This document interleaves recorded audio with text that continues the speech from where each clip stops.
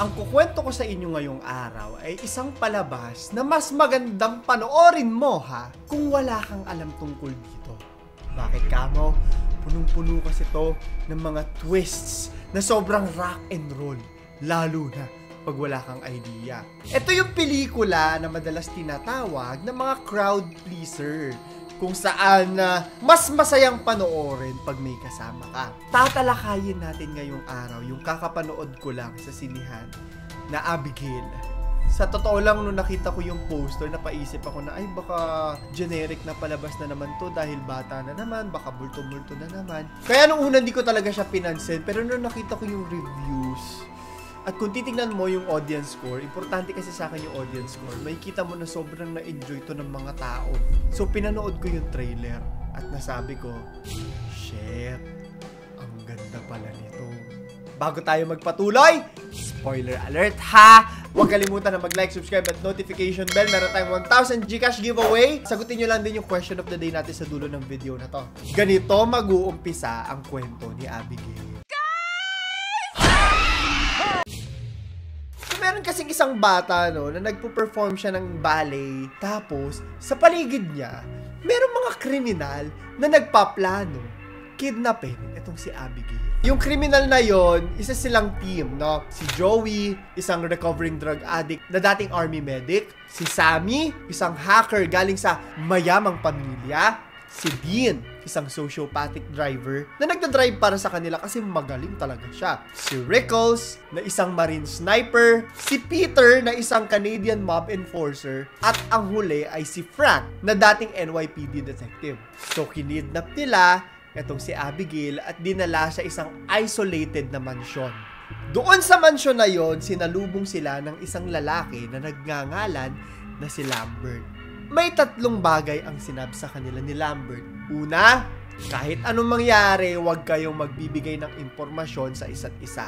Kung mas maganda na after nitong mission na to, kalimutan nyo na yung mga sarili ninyo at mag-move on na sa mga buhay ninyo. Bawal nyo ding ipakita ang sarili ninyo kay Abigail para hindi kayo makilala. Pangalawa, is that si Joey lang dapat ang pwedeng pumasok dun sa kwarto ni Abigail para i-check to at make sure na okay siya, walang nangyari masama sa kanya. At pangatlo, na meron silang 24 hours para bantayan si Abigail. At pag nagawa nila to, meron silang $7 million each. Dollars. Ang laki nun. So ito na. Umalis na si Lambert. Nagtanong sila, grabe naman, bakit parang ang dali lang ng mission natin? So, nung nag-umpisa yung 24 hours, nag-inuman sila. Pero dahil sa kalasingan na rin, napatanong sila sa isa't isa ng mga bagay tungkol sa sarili nila. Kung saan, medyo na-cross na nila yung unang sinasabi ni Lambert na huwag magkakilala. Pero, hindi naman ibig sabihin nun na hindi nila matatanggap yung 7 million. Ingat lang din kasi talaga. Eto na! Nagtaka ngayon sila. Sino kaya tong si Abigail para tumanggap tayo ng 7 million each? Etong si Frank pumunta ngayon dun sa kwarto ng walang paalam. Di ba si Joey lang dapat yung pupunta? Nakita yung mukha niya ni Abigail, so nagpanik siya. Nalaman nila, na tong si Abigail pala, ang tatay niya ay si Christoph Lazar, na napaka-influential, sobrang makapangyarihan. Dito na nag-umpisa yung gulo kasi nag-aaway-away na sila at iniisip nila na kahit matapos natin yung 24 hours, lalo pat kilala ka na ni Abigail, mapapatay tayong lahat ni Christoph Lazar. Isang huling bisita ni Joey sa kwarto ni Abigail at sinabi sa kanya ni Abigail, Joey, maghanda ka sa mga mangyayari sa'yo. Sinawalang bahala niya lang at tumuloy na palabas. So, nag-umpisa na. Si Dean nag-ikot-ikot sa mansyon, yung driver nila. Pagbaba niya, hindi ko lang kung parang kitchen area ata yun. Parang may kumaluskos. Akala niya hayop lang.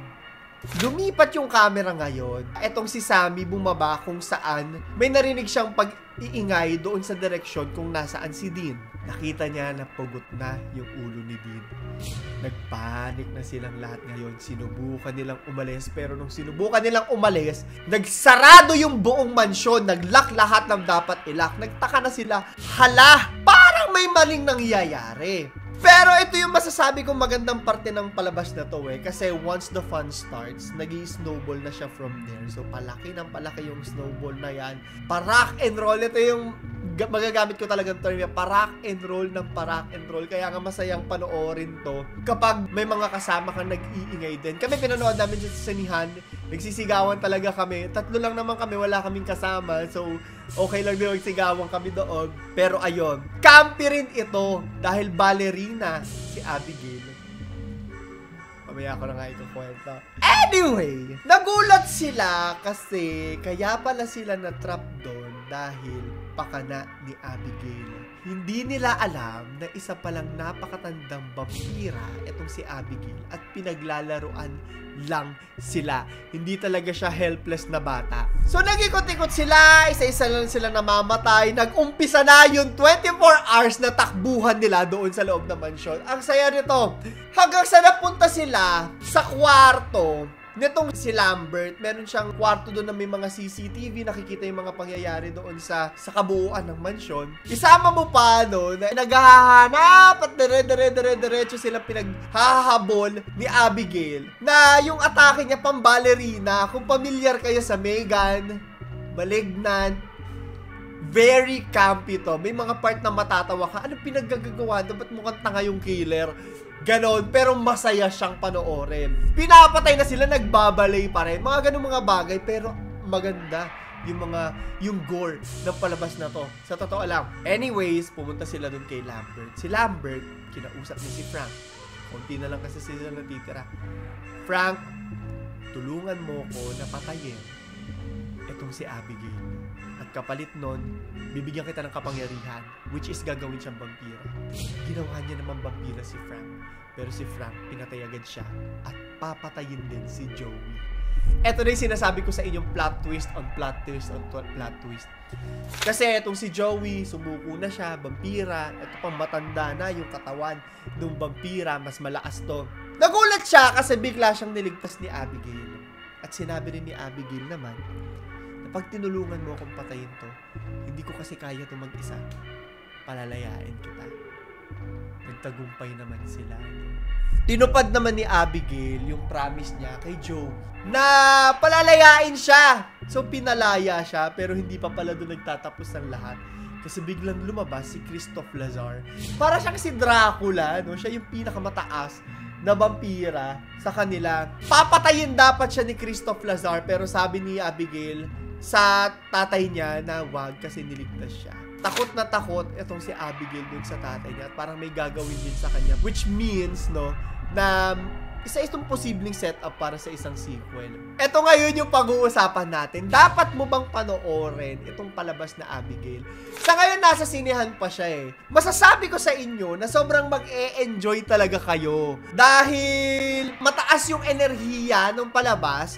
At kung familiar kayo sa palabas na Ready or Not, kung hindi ako nagkakamali, this is from the same creators. Ganon din siya, yung mga pamilya rin ng mga demonyo or mga multo. Very ganon yung energy. Yung Ready or Not, na-content na natin to before, napakaganda niya talaga at masaya talaga siyang panoorin. Personally I would rate this movie a 7.5 out of 10. That's my critical score. Pero, kung yung enjoyment, 10 over 10 siya para sa akin. Ito ngayon yung tanong ko sa inyo para sa question of the day natin. Kung gusto nyo manalo ng 1,000 Gcash giveaway. Kung ilalak kayo sa isang mansyon ng 24 hours kapalit ng $7 million, tatanggapin mo ba kung meron kang kasamang vampira na papatayin ka doon sa loob? Sa tingin mo ba makakaligtas ka? I-comment mo sa ilalim. So, yun lamang po. Ito si Clara the Third.